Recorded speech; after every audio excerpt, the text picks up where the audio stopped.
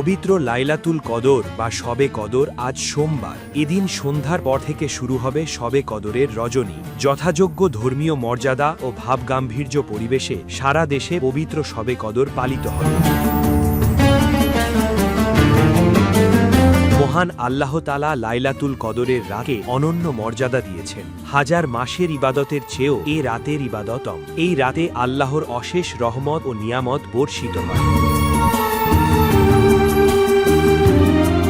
পবিত্র এই রাতে ইবাদত বন্দেগীর মাধ্যমে মহান আল্লাহর নৈকট্য লাভ করা যায়, অর্জন করা যায় তার অসীম রহমত, নাজাত, বরকত ও মাগফিরাত। পবিত্র শবে কদরের রাতে ধর্মপ্রাণ মুসলমানরা আল্লাহর নৈকট্য ও রহমত লাভের আশায় ইবাদত বন্দেগী করবে।